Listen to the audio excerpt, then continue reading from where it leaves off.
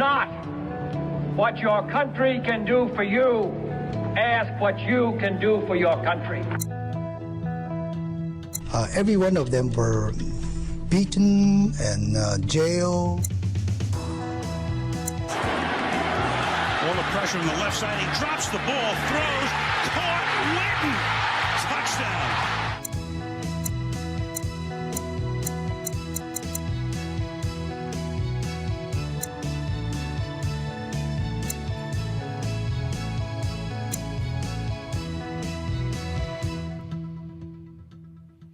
So the series is called Stand, and it's a brief survey of the book of Daniel, and the idea is to take a look at how you and I can stand in all kinds of different circumstances. Because if you look at the story of Daniel, here is a young man who was ripped away from his home and his family and everything he knew. He was stuck serving a crazy man and a pagan king. And yet he found opportunities over and over and over again. Like last week, in the midst of incredible change, he found a way to stand strong. This week, we're going to take a look at how he stands strong in the midst of profound uncertainty. That's the whole point as we move through this. How can you and I take a look at the life of Daniel, use that as a template, an example, and learn to stand strong? You know, when I think about uncertainty, I have to make a little confession. You know, I love football. And when it comes to college football, I have teams that I really love and like to watch and teams that I'm not so fond of. When it comes to the NFL, I have teams that I really love and other teams that I really don't like so much. But if you said you've got to just name one team, you've got to be a fan of one team, I have to admit to you today, I'm a Bears fan. I'm glad there's some other fellow sojourners with me. Because I remember the day when saying you were a Bears fan was awesome. I remember when you said, I'm a Bears fan, all of the other NFL fans would cower. That's not so much the case anymore. In fact, you know your team is in big trouble when your hope for the team is that they will lose more games so that it can have the number one pick in the draft, right? You know the season has gone badly. And I have to tell you that in all of the years of being a Bears fan, my dad was a fan, I grew up, and watched the games with him, so I became a Bears fan. All of these years, there is one player above all others who is driving me insane. I'm sure he's a good person, okay? I just don't like him as a player. His name is Jay Cutler. Oh my gosh, the guy drives me nuts. I want to pull my hair out. Because one week he'll make some kind of incredible play, he'll have a great game, and you'll think, maybe he's turned the corner, and then the next 3 games in a row, he totally falls on his face. One stretch, it'll look like the Bears are getting their offense together and Cutler's going to do things the way they're supposed to be done. The next thing you know, he's fumbling the ball and throwing interceptions when they could be winning. He is so inconsistent, it's maddening. Is there anybody who shares my pain? Okay. Well, you may say, well, come on, that's just silly. Silly to talk about that as an inconsistency that makes you want to take a stand. Well, yeah, it is, right? Because there are lots of other things. I mean, my goodness, we're in an election year. I want to talk about a concern about inconsistency, uncertain times. We have an election coming up. We have no idea who's going to be the next president. Not only that, we have no idea what's going to happen in our economy. That's scary times, uncertain times. What about in our marketplace? It's interesting. You used to get a job with a company and you'd be there for 30 years or more. Now that doesn't happen anymore. And so every single day, people wake up and they go to a job that they don't know whether it will be there the next day or the next year. They go to a company. They don't know if the company will be there the next day or the next year. And so there's that uncertainty that creates an anxiousness and a fear. Talk about that. Think about our families. We live in such an amazing culture of divorce where marriages are falling apart. And so when our marriages go through the natural ups and downs that happen in every relationship, all of a sudden we start to get anxious because we're uncertain about what's going to happen. Are we going to make it? And maybe we are absolutely committed. We're confident that we're going to make it through, but there has to be that little part of us that wonders, is our spouse going to stick with us? Those are nerve-wracking, painful times. You know, our kids, wouldn't it be wonderful if there was an owner's manual for kids? I mean, I talk with parents all the time. I spoke with a lady just last week who said, man, I hope I'm not messing up my kids. Because the thing is, there are all of these choices, all of these options, all of these opportunities. Which ones are the right ones? Which ones lead to the child that's healthy and happy? It'd be so nice if there were just a roadmap, wouldn't there? And then we take all of that stuff, all of that uncertainty, and we think about our own health. There's so many infections and so many broken issues, so much cancer, so many other kinds of diseases. So we get a little cough or we start to feel bad, we've got a little twinge, and we start to wonder, what is that? All of that uncertainty takes its toll. So what we want to do is take a look at the life of this young man and see if we can't figure out if there is a way in the midst of uncertainty to stand tall, to stand strong. Now remember, as I said about Daniel's been taken away from his family, his home, his people, his religion, his customs, his traditions, everything. He's been conformed and renamed to serve in the court of a pagan king. Not only is he a pagan king, Nebuchadnezzar is a crazy man. He's out of his mind, and he is prone to fits, and he is prone to violence. In fact, as we come to the beginning of chapter 2, we see that Nebuchadnezzar, by his nature, is causing uncertainty. It says, in the second year of his reign, Nebuchadnezzar had dreams. His mind was troubled, and he could not sleep. So, you notice it says in the second year of his reign. It doesn't say one night. Doesn't say for a few days. We get the sense that this goes over a period of time. And it says Nebuchadnezzar had dreams, not a dream. He had multiple dreams. And so we've got this picture where Nebuchadnezzar is having these nightmares. And they're tormenting him. You ever had a nightmare? Yeah. You ever had that same nightmare more than once? And you know how that works, right? You're there and asleep, you have no expectation that you're going to have a nightmare, and yet all of a sudden you find yourself sitting bolt upright, your eyes are wide open, your heart is racing, your mind has thoughts spinning around in it, and it takes you a while to sort of get your bearings and realize that it was just a dream. When you finally get your mind wrapped around the fact that everything is as you went to sleep, it was just a dream, and you lay back down and you want to go back to sleep, but your eyes are still wide open. Because the dream was so disturbing. Not once.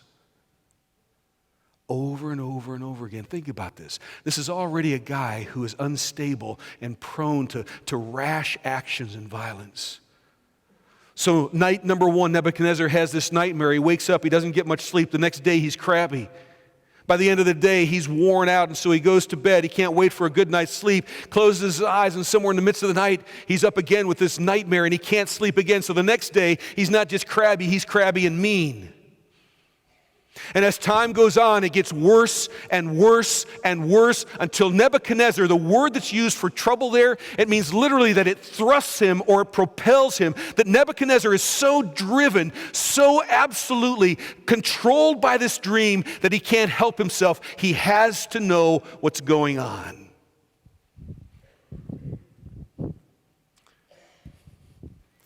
So the king summoned the magicians, enchanters, sorcerers, and astrologers. That's quite a list, isn't it? Magicians, enchanters, sorcerers, and astrologers. That's what in Babylonia would have been called the wise men. He calls them together to tell him what he had dreamed. Now, you notice that language? He calls them together to tell him what he had dreamed, not what his dream meant. Tell him what he had dreamed. And you might say, that sounds kind of weird. I mean, why would he do that? Well, Nebuchadnezzar, after his second year, he's put in a full year as king, and he's beginning to get at the idea, these guys are full of baloney. And the problem is, they can't tell him what he dreamed. In fact, there's a passage in Deuteronomy 18. It says, let no one be found among you who sacrifices his son or daughter in the fire, who practices divination or sorcery, interprets omens, engages in witchcraft or casts spells, or who is a medium or a spiritist or who consults the dead. God says none of that. There is to be none of that among you. Why does God forbid it? Because you realize that all of those practices are trying to give us answers to the questions of this life. God doesn't want our trust to be in magicians and enchanters and sorcerers and astrologists. God wants our trust in Him alone. He wants us to put our trust in the one true and living God, not a bunch of hocus pocus. But in that particular day and age, it was everywhere.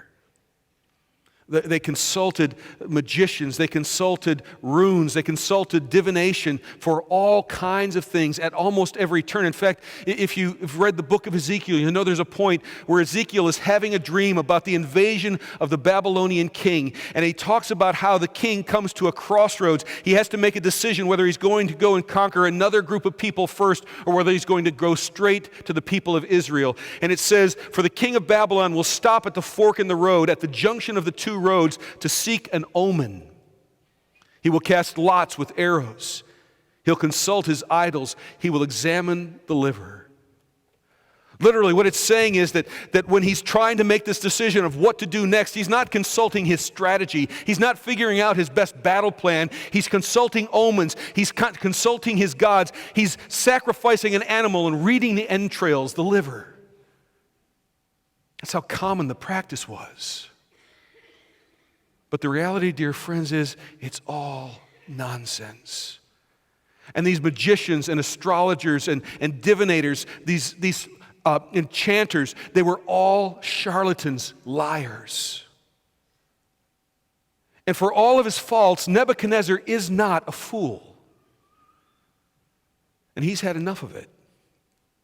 And it's about time for those wise men to pay the price.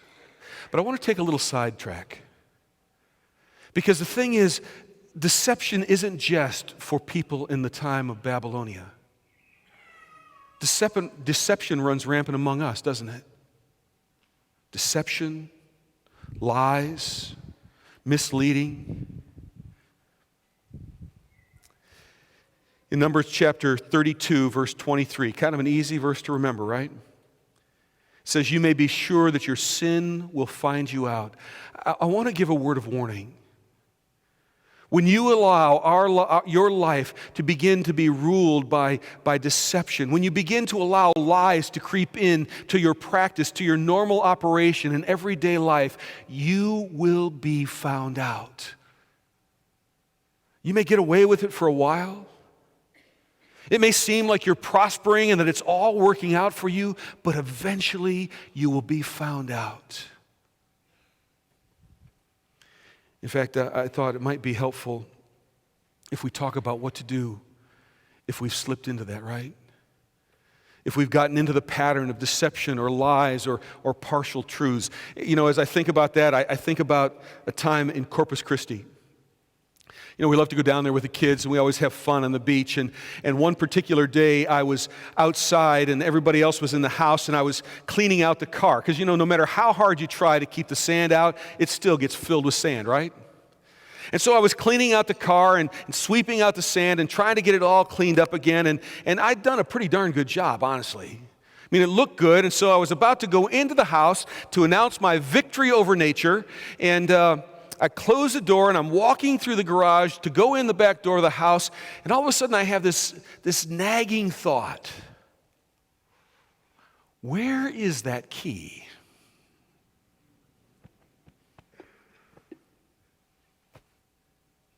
You know, I go and look through the windshield. You know how you look over the windshield to see if it's in the ignition, you know? I'm looking in there. Whew, it's not there. So I go in the house and say, guys, I've looked outside. I don't know where the key is. Can you help me find it? So I look on the counter. The family's going crazy. We're tearing things because the more we look in the places it's supposed to be, it becomes obvious the key is not there. And after a while, we have turned the house upside down. We've even done the dreaded sort through the garbage trick. No key. Only one thing left to do. Call AAA. I don't know if you have ever used AAA, but I have to tell you that AAA is kind of like magic, aren't they?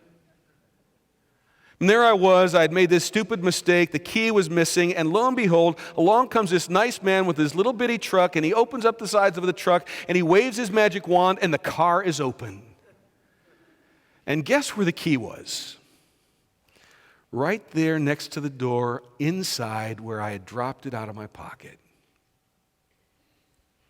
You know, I thought it might be helpful if you and I, if we've slipped into this whole mode of deception or lies or half-truth or manipulation, to think about a solution in terms of AAA. Number one, admit it. You know, I know that sounds simple and it sounds scary because the longer you live in deception, the longer you let a lie go on, the bigger it gets, right? The longer you allow that deception to run its course, the more difficult it becomes. So simply admit it. Get it out in the open so you can deal with it. Because when you admit it, you move from the shadows, you move from that place where the lie gets bigger and it eats away inside of you to that place in the light where at least you can deal with the truth. Number two, apologize. You know, it's amazing to me how many people have an incredibly hard time saying, I'm sorry, sincerely. We got to be better than that. When we mess up, we've got to own that and not only admit it, we've got to apologize and not just mean it sincerely, to say it sincerely, to make those people, that person that we've offended or deceived, to let them know that we are truly sorry for the mistake we've made. But we've got to go one step further. We've got to make amends. You know, if you've deceived somebody or manipulated somebody or told them a half-truth, you need to go beyond simply admitting it and saying you're sorry. You've got to do your very best to make amends for that situation, to make the situation right to the best of your ability. You may not be able to solve it. It may be too far along for you to change the course, but you can certainly make expression and try to figure out how to make amends to that person. Because if the relationship has any chance of reconciliation, you're going to demonstrate your sincerity not just by admitting and not just by apologizing. You're going to demonstrate the sincerity of your sadness over what you've done by trying to make it right. Now, even if you do all of that, it doesn't mean the relationship will be repaired. And it doesn't mean it'll be repaired instantly. If it gets fixed, it may take a long time for that trust and that relationship to be rebuilt. But you understand, if you never apply that AAA solution to that situation where you have been in the wrong or you've told a lie or you've made some kind of deception, if you never do that, you will never move out of the darkness, and that relationship will always be shrouded in the shadow of your lie.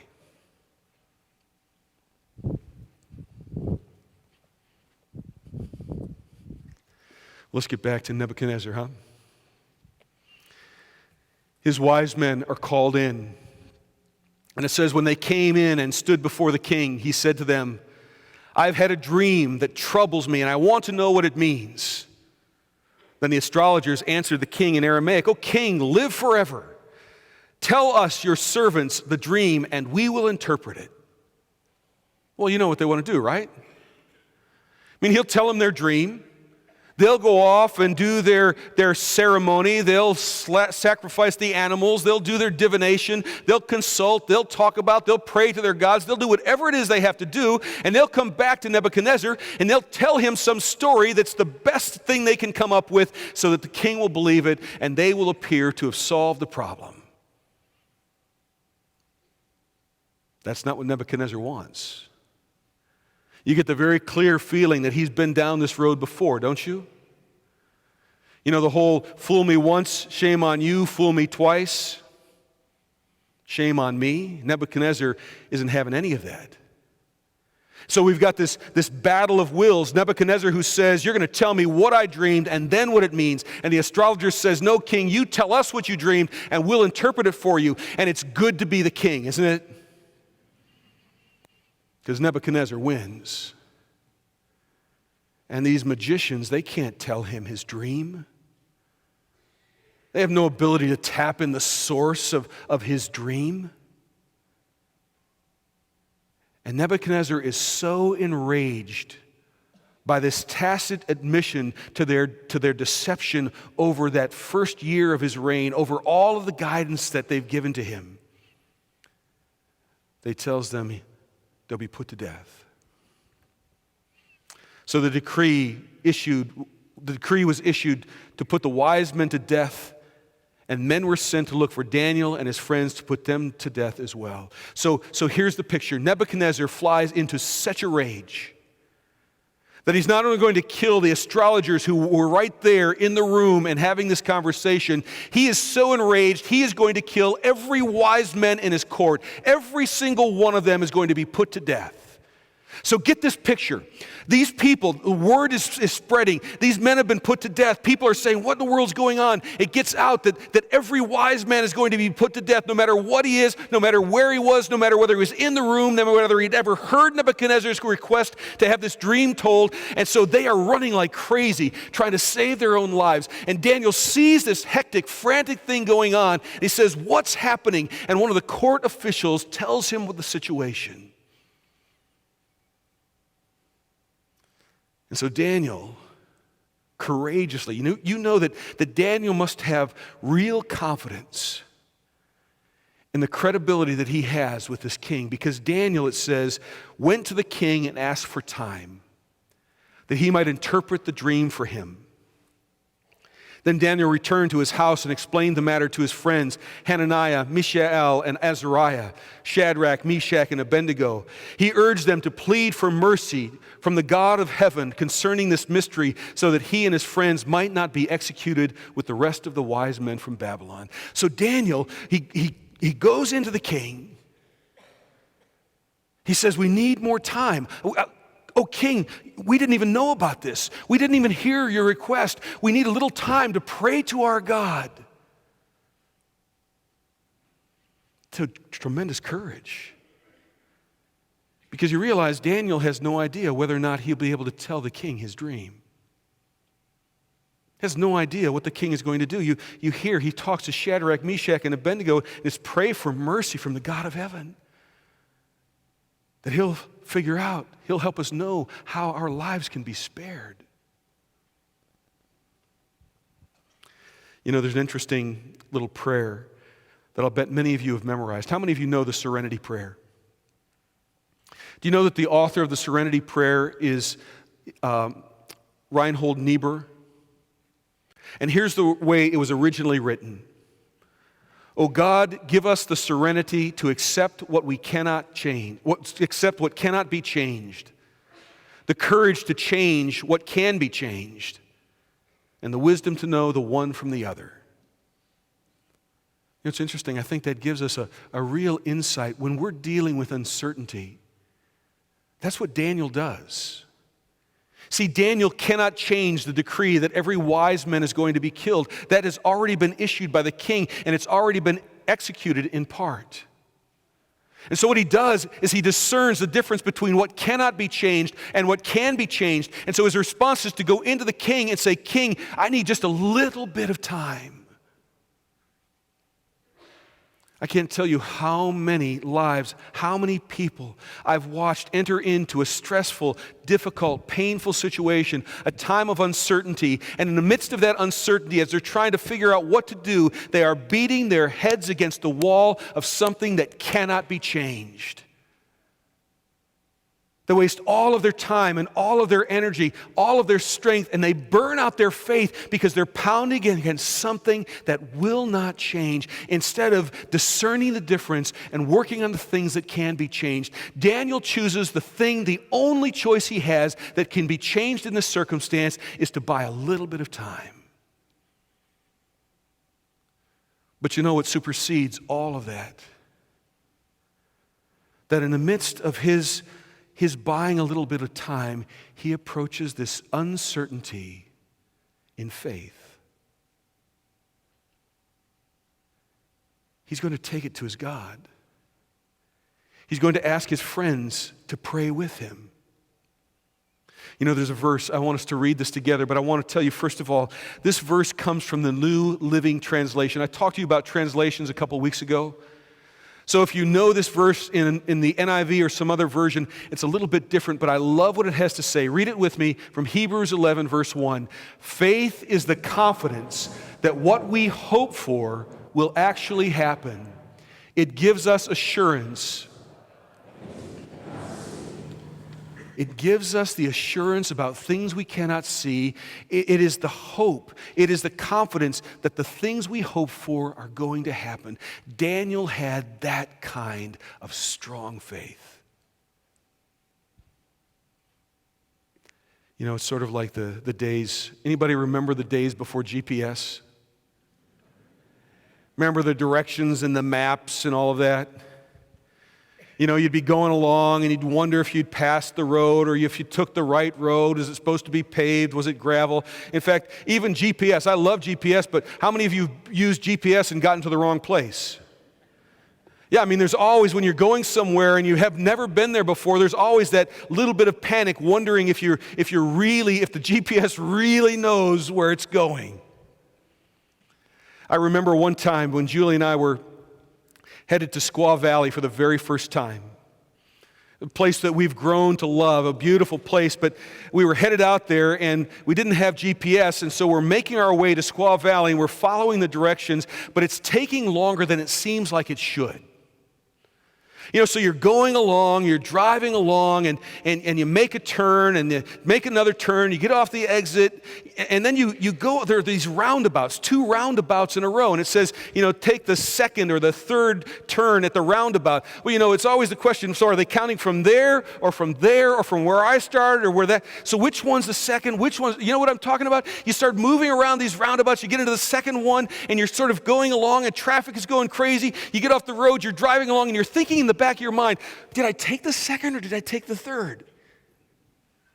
You're driving for a while and you're going on and on and on and on, and you're thinking, I haven't seen any turnoffs.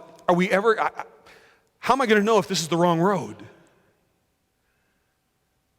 But I remember when we finally got to the last turn and we turned into the village, this is what we saw. And I thought, oh my gosh, that's got to be it. And it's better than I imagined. That's what faith is like, dear friends. We've got all of this uncertainty and all of this anxiety. We've got all of these things that we're not quite sure about, and we don't know. We never know for sure what God's plan is. But faith helps us know and believe that when we get there, it's going to be better than we imagined. We've got a promise from God in Romans chapter 8 that tells us that no matter what happens, all the stuff in this world, all the stuff in this life that happens, some of it good and some of it really lousy, and almost all of it uncertain, that God works that all together for our good. All of it. You know, Daniel trusts God. He prays to him. He takes that bold step to say, I'm going to go and pray, and I'm going to seek the guidance of my God. And he does that, and amazingly, God tells him the dream and the interpretation. But you understand, Daniel was trusting God either way, because he knew that the God that he was trusting was a God who was faithful. The God he was trusting would not abandon him, wouldn't turn his back on him. And whatever happened, his God had him in the palm of his hands. Dear friends, the same is true for you and me. The reason God gives us the story of Daniel is so that we can learn to stand like Daniel. Not because we're so courageous and not because we're so bold, because we are so trusting, because we believe what our God tells us. Let's pray. Gracious Father, thank you for your love. Thank you for your faithfulness. And thank you for by your Spirit calling us to be your children and to walk by faith. Lord, bless us in these days ahead. There's uncertainty. Literally, there's uncertainty right here, this moment. So, Father, in the midst of this, help us to know what we can change and what we can't. And in the midst of all of that, Father, help us to stand on the rock-solid foundation of our faith in you. In Jesus' name, amen. Now, dear friends, the Lord bless you and keep you. The Lord make his face shine on you and be gracious to you. May he look upon you with his favor and give you his peace. And as you leave this place, go into the world and shine like stars in the universe as you hold out the message of life.